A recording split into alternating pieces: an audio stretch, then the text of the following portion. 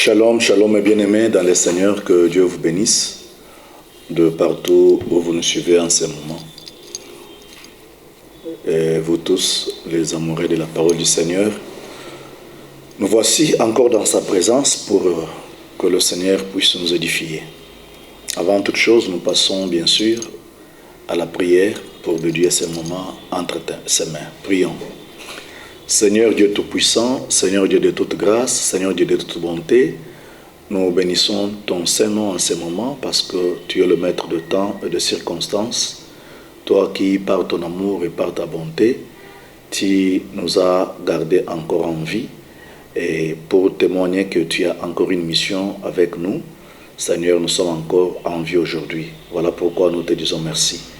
Et nous dédions ce moment entre tes mains, le moment où nous voulons t'écouter. Parle-nous, Seigneur, comme un père qui parle à ses enfants, car nous voulons que nous soyons conduits par toi, comme il est écrit que ta lampe, ô Éternel, est une lampe à mes pieds. Ta parole est une lampe à mes pieds, Seigneur. Nous vous dirons, Seigneur, que ta parole puisse réellement nous éclairer, afin que nous puissions marcher bien vers notre destinée, qui est la vie éternelle. Merci pour toutes choses, pour tout ce que tu vas faire à travers ces moments de la parole, ainsi avec foi. Nous avons prié au nom de Jésus. Amen. Que Dieu vous bénisse partout où vous êtes. Nous voulons passer à la lecture de la parole du Seigneur.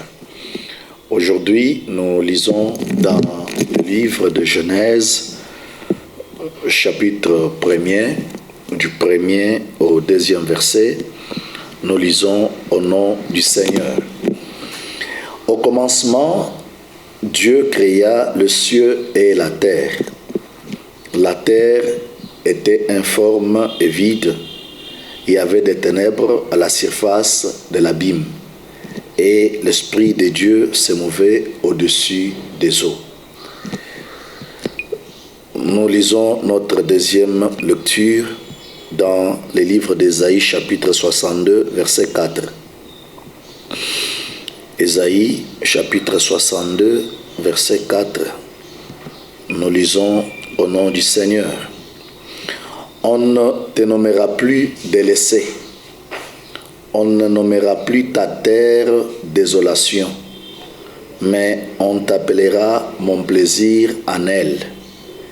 Et l'on appellera ta terre épouse, car l'Éternel met son plaisir en toi et ta terre aura un époux. Que Dieu vous bénisse.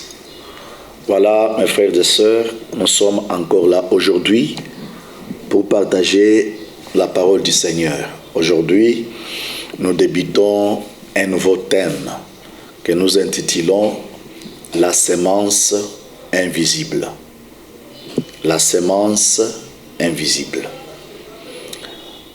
Si nous voulons expliquer la sémence, nous savons tous que la sémence, c'est cette petite graine, cette petite bouture qui aide à reproduire la même espèce. C'est ce que nous appelons sémence. Ainsi, nous avons plusieurs sémences que quelques-uns de vous connaissent. Nous avons le bleu, nous avons le maïs, nous avons les arachides, ainsi de suite. Chaque sémence a un temps. Chaque sémence donne son produit à un temps marqué par le Père. Ainsi, il y a deux semences qui peuvent déjà donner son produit à partir de 3 mois, à partir de 6 mois, à partir d'1 année, de 2 ans, voire même de 6 ans. Ça sont des semences que nous voyons. Mais ces semences que nous voyons nous enseignent ce que nous ne voyons pas. Pourquoi? Parce que l'apôtre Paul dit, la nature ne vous enseigne-t-elle pas les choses de Dieu? C'est que ce que nous voyons nous donne un enseignement. Mais aujourd'hui, je ne vais pas beaucoup plus parler de cette sémence que nous voyons. Voilà pourquoi notre thème est intitulé « La sémence invisible ». Nous revenons dans notre lecture. D'abord, la lecture elle-même regorge plusieurs enseignements que nous pouvons ressortir. Mais aujourd'hui, nous pouvons sortir ces enseignements comme étant des idées, comme étant des choses entre parenthèses, rien que pour vous aider. La Bible commence avec cette phrase. Au commencement, Dieu. C'est comme ça que la Bible commence, avec cette phrase. Rien que cette phrase, déjà, nous comprenons, c'est tout un enseignement. Dieu a voulu commencer par le commencement. Et la Bible dit, au commencement, Dieu. Le commencement, c'est le fondement. Le commencement, c'est la fondation en termes de construction. Dans la vie de chaque personne, il y a toujours un commencement. La vie humaine a un commencement. Le mariage a un commencement. Les études ont un commencement. Le travail a un commencement. Vous voyez, il y a toujours un commencement. Mais ici, la Bible nous dit au commencement, Dieu. C'est-à-dire, le fondement de toutes choses, c'est Dieu. Je vais ici ouvrir une petite parenthèse pour dire à tous ceux qui me suivent en ce moment, lorsque tu veux que ta vie réussisse, lorsque tu veux que ton mariage réussisse, lorsque tu veux que tes études réussissent, tu as besoin d'avoir pour fondement Dieu. Tu dois considérer que le commencement de toutes choses, ça doit être Dieu. Que Dieu vous bénisse. Ici, je vais vous aider encore. Il y a des personnes qui interprètent mal la parole du Seigneur. Cette parole de Ecclésiaste qui dit « Mieux vaut la fin d'une chose que son commencement ». Il y a des personnes qui pensent que même s'il n'a pas commencé, mais il peut bien terminer. Non, ce n'est pas ça l'idée de celui qui a écrit. On ne peut pas terminer ce qu'on n'a pas commencé. Pour terminer, il faut d'abord commencer. Mais qu'est-ce que l'écrivain voulait nous dire? Il voulait tout simplement dire, lorsque tu commences quelque chose, même si cela te plaît, même si tu commences avec des tambours, avec de la gloire, avec de grandes choses, ne te réjouis pas parce que seulement tu as commencé. Tu dois attendre le moment où tu vas terminer. C'est comme ça que tu vas te réjouir, tu vas te dire, je viens commencer et maintenant je termine bien. C'est ça ce qui est dit, mieux vaut la fin d'une chose que son commencement. Est-ce que tu as commencé quelque chose? Maintenant, nous devons tous vérifier pour savoir comment est-ce que nous avons commencé. Mes frères et sœurs dans le Seigneur, lorsque tu commences un mariage, par exemple, tu dois savoir que Dieu doit être le fondement. Lorsque tu commences ta vie chrétienne, Dieu doit être le fondement de cette vie chrétienne. Je dis cela parce que je sais qu'il y a des personnes qui s'appellent chrétiens, mais qui n'ont pas pour fondement Dieu. Voilà pourquoi Jésus-Christ, quand il est venu sur la terre, il a dit, je bâtirai mon église. Voyez-vous?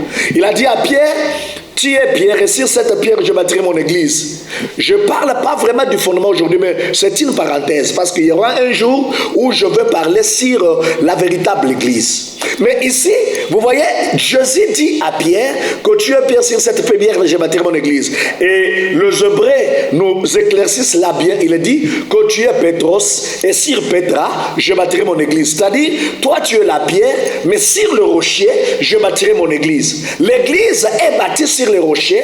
Ce rocher, c'est Jésus-Christ lui-même. L'église n'est pas bâtie sur Pierre. Pourquoi Jésus a dit à sa Pierre? C'est tout simplement parce que dans la bouche de Pierre, il y a eu une parole de révélation. Ainsi, Jésus voulait dire que sur cette parole qui est sortie de ta bouche, je bâtirai mon église. Tu vois, l'église est bâtie sur Jésus-Christ comme étant le fondement. Et un bon chrétien est celui qui est bâti sur Jésus comme étant un fondement. Quand tu n'es pas bâti sur Jésus, quand ton mariage n'est pas bâti sur Jésus, quand ton emploi n'est pas bâti sur Jésus, cet emploi n'aura pas une longue durée. cet emploi ne te donnera pas tout ce que tu veux. Tout ce que tu fais n'ira pas tellement de l'avant parce que tu as bâti non pas sur les rocs, tu as bâti non pas sur Jésus, tu as bâti non pas sur la parole, mais tu as bâti, je sais pas moi, sur de philosophie, tu as bâti sur de paroles des hommes, tu as bâti sur de paroles des hommes, de paroles de la famille, de paroles coutumières. Et lorsque tu fais des choses comme ça, il y a quelque part où tu vas rencontrer le vent contraire et tout ce que tu avais bâti va s'écrouler. Le fondement. Tout ce qui peut arriver dans ta vie, tu dois considérer comme étant le passager. Ça va passer. Car Dieu a dit, au commencement, Dieu. Au commencement. Quand la maladie s'abatte sur ma vie, moi je n'ai pas peur. Je sais que la maladie, elle est passagère. Car au commencement, Dieu. Et qu'est-ce que cela veut dire, Dieu? Dieu veut dire le succès. Dieu veut dire l'avancement. Dieu veut dire le progrès. Dieu veut dire la gloire. C'est qu'au commencement, ce n'est pas la mort. Mais au commencement, c'est la vie. Au commencement, ce ne sont pas les maladies. Mais au commencement, c'est la bonne santé. Au commencement, ce n'est pas la honte. Mais au commencement, c'est la gloire. Voyez, nous sommes en train de marcher avec le commencement. Au commencement, Dieu. Je ferme cette parenthèse. Et la Bible dit, au commencement, Dieu créa le ciel et la terre. La terre était informe et vide. Il y avait des ténèbres à la surface de l'abîme. Et l'Esprit de Dieu se mouvait au-dessus des eaux. Il y a une deuxième chose que je veux vous parler, une révélation, mais que je vais toujours parler en parenthèse. C'est quoi? Pendant que j'étais en train de lire ceci, je me suis posé la question, qui a écrit cette portion de l'écriture? Et j'ai compris que celui qui a écrit, c'est Moïse. Maintenant, je me suis posé la question. Est-ce que Moïse était la première personne que Dieu avait créée? Non. Est-ce que Moïse était la première personne qui a conclu l'alliance avec Dieu? Non. Mais pourquoi c'est seulement à Moïse? Pourquoi c'est seulement Moïse qui doit écrire? Parce que la révélation de ce que Dieu avait fait, la révélation de celui qui devrait écrire a été réservée à Moïse. Moïse ne pouvait pas envier Adam parce qu'il était la première créature de Dieu. Moïse ne pouvait pas envier Noé parce qu'il était la première personne qui a conclu l'alliance avec Dieu. Moïse ne pouvait même pas envier Abraham, celui qui a conclu aussi une alliance avec Dieu. Non, parce que Moïse avait sa particularité. Ici, je vais te dire, toi qui me suis en ce moment, celui qui a réussi dans un domaine quelconque, il n'a pas pris ta place. Toi, tu es celui de la génération de Moïse. La génération de Moïse, c'est la génération des hommes et de femmes qui reçoivent les révélations de ce qui n'avait pas été écrit, qui reçoivent la révélation et qui écrivent une histoire là où il n'y avait pas une histoire. My God, je suis en train de te dire maintenant que toi, tu vas écrire une nouvelle histoire dans ta famille. Toi, tu vas écrire une nouvelle histoire dans la société. Tu vas écrire une nouvelle histoire partout où tu es. Parce que tu es ceux de la génération. Oh là là, il y a des personnes qui sont venues avant toi, qui ont marché avec Dieu, qui ont fait leur temps avec Dieu, qui ont fait le succès avec Dieu, qui ont fait des grandes choses avec Dieu. Mais écoute-moi, tu n'as rien à envier envers eux. Pourquoi? Parce que Dieu t'a réservé comme étant une génération de ceux qui vont écrire des choses que les autres n'ont pas écrites. Est-ce que tu as compris? Je prophétise dans ta vie aujourd'hui que tu vas écrire une histoire. Une histoire que ton père n'a pas écrite. Tu vas écrire une histoire que ta mère n'a pas écrite. Tu vas écrire une histoire que tes frères, tes soeurs n'ont pas écrite. Tu vas écrire une histoire qui n'est pas contenue même dans le livre de l'histoire que tu as étudié. Tu vas écrire une histoire que la science ne t'a pas enseignée. Tu vas écrire une histoire que la géographie ne t'a pas enseignée. Tu vas écrire une histoire que Dieu seul va te révéler. Parce que tu es celui de la génération de Moïse, la génération de révélation. Que Dieu vous bénisse. Maintenant, revenons à notre propre thème, la semence invisible. Moïse nous écrit, il est en train de décrire comment est-ce qu'il avait vu la terre. Il a dit, au commencement, Dieu créa les cieux et la terre était informe et vide. Et il y avait des ténèbres à la surface de l'abîme. Ce que j'aime avec Moïse, c'est qu'il est en train de décrire ce qu'il avait vu. Mais moi également, je n'écris pas, mais je lis toujours ce qui est écrit. Quand je lis attentivement la Bible, je remarque que dans la Genèse, là où Moïse nous relate comment la terre était créée et comment toutes choses ont été créées, chaque jour Moïse nous dit telle chose a été créée tel jour, telle chose a été créée tel jour, telle chose a été créée tel jour. Bien aimé, jusqu'au 6e jour où Moïse nous parle de la création de l'homme, curieusement, je remarque qu'il y a des choses qui existent, mais que Moïse ne nous relate pas. Ces choses ont été créées quel jour? Suivez-moi attentivement. Maintenant, je me pose la question. Qui a créé ces choses qui existent? Que Moïse ne nous a pas dit le jour où ces choses ont été créées. La réponse est simple. La Bible dit, tout ce qui a été créé, le visible et les invisibles, ont été créés par lui et pour lui. Par qui? Par Jésus-Christ. Pour qui? Pour Jésus-Christ. Des choses invisibles et visibles ont été créées par Dieu. Mes frères et sœurs, je vais vous dire aujourd'hui que personne ne vienne vous tromper. Même les moustiques, même le serpent, même les bêtes féroces qui sont aujourd'hui ennemis de l'homme ont été créées par Dieu. Il n'y a aucune chose qui existe qui n'a pas été créée par Dieu. Je suis en train de te dire aujourd'hui, toi qui me suis, le diable n'a rien créé. Les sorciers n'ont rien créé et ils n'en créeront même pas. Tout ce que nous voyons et tout ce que nous ne voyons pas ont été créés par Dieu. Même si on va faire les découvertes, on va découvrir d'autres choses après. Je vous dis que ce qu'on va même découvrir après ont été toujours créés par Dieu. Rien de ce qui existe, rien de ce qui est visible, rien de ce qui est invisible n'a été créé par une autre personne. Ici, je vous avoue que Dieu est le créateur de toutes choses. Il t'a créé toi homme, il a créé les animaux, il a créé le bête sauvage, il a créé de bétail, il a créé le visible et les invisibles, il a créé les oiseaux, il a créé la mer, il a créé les choses qui se trouvent dans l'eau, il a créé la terre, il a créé, même le diable a été créé par Dieu. Il a créé les anges, il a créé l'homme, il a créé la femme. Tout ce que nous voyons ont été créés par Dieu. Le visible et les invisibles ont été créés par Dieu. Maintenant, je me pose la question, Dieu a créé d'autres choses quand? Pour que vous puissiez très bien me comprendre, la Bible dit, au commencement, Dieu créait le ciel et la terre. La terre était informe et vide. Et quand vous suivez bien le prophète Moïse, il nous relate comment est-ce que ce qui est dans les cieux, normalement les étoiles, la lune, le soleil, comment est-ce que Dieu les a créés et les jours où ils ont été créés. Mais curieusement, quand nous perforons la terre, nous trouvons qu'il y a des choses dans la terre. Mais à travers la Bible, il n'y a aucun jour où on nous atteste que ces choses ont été mises dans la terre.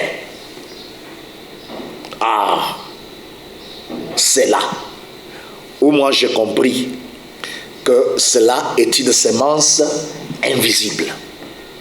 C'est que pendant que Moïse voyait la terre comme vide, la terre n'était pas du tout vide.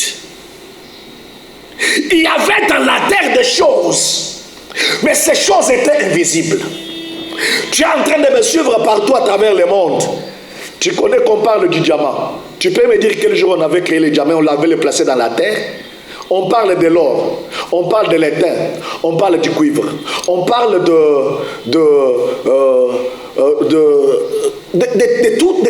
tout ce que vous connaissez comme matière première. Dites-moi, ces choses ont été créées quel jour? Moi, je l'atteste que ces choses-là ont été créées le même jour que Dieu avait créé la terre. Il avait placé toutes les bonnes choses dans la terre. Mais ces choses-là étaient invisibles. Moïse a vu la terre comme tout le monde peut la voir, mais il n'avait pas perforé la terre. Dans la terre, il y avait déjà des choses, et ces choses étaient invisibles. C'est pourquoi il a dit la terre était informe et vide. Or, la terre n'était pas informe et vide. Je vais avancer avec ma pensée. Je vais avancer avec le critère. Or, quand Moïse parle de la terre était informe et vide, je vais vous parler aujourd'hui que la véritable terre, c'est nous. Car il est écrit que l'homme est tiré de la poussière de la terre. C'est que la véritable terre, c'est l'homme. Or, quand Moïse dit la terre était informe et vide, ça veut dire l'homme était informe et vide. Or, l'homme n'était pas informe et vide. Dans l'homme, il y a toutes les bonnes choses que Dieu a préparées pour lui. Je suis en train de te dire aujourd'hui que tel que tu es là, tu es le porteur de semences de Dieu. Il y a de semences que Dieu a cachées en toi. Il y a de semences que le monde ne peut pas voir. Il y a de semences que même ton père ne peut pas voir. Il y a de semences que même tes collègues ne peuvent pas voir. Il y a de semences que même tes amis ne peuvent pas voir. Mon frère, ma soeur, je veux que tu me comprennes aujourd'hui. Ne te considère pas. Ne te vois pas comme si tu n'avais pas de valeur. Les gens peuvent te critiquer aujourd'hui. Les gens peuvent t'injurier aujourd'hui. Les gens peuvent te dire le vaut rien. Mais parce qu'ils ne savent pas ce que Dieu a placé en toi. Tout le monde qui est né sur la terre des hommes a une semence que Dieu a mis en lui. Et cette semence-là, c'est ce que j'appelle une semence invisible. Elle est invisible aux yeux des hommes. Elle est invisible aux yeux du diable. Elle est invisible aux yeux des sorciers. Frère, la semence que Dieu a mis en toi, même le diable ne la connaît pas. La semence que Dieu a mis en toi, même les sorciers ne la connaissent pas. Je dis bien même ton père. Frère, tel que tu es là, tu es porteur de la semence. Dieu n'a pas envoyé pas même une seule personne sur la terre sans mettre quelque chose en lui. Tu es porteur de la semence, mais tu ignores cette semence. La semence est visible. Dans le livre d'Ésaïe, il est écrit, on n'appellera pas ta terre désolation. Pourquoi? Parce que l'Éternel met son plaisir en toi. Si nous sommes le champ de Dieu, parce que la Bible dit, nous sommes le champ de Dieu. Alors comment est-ce que nous pouvons être le champ où Dieu n'a pas mis une semence? Non, en nous il y a une semence. Mais le problème est que cette semence, tout le monde ne la voit pas.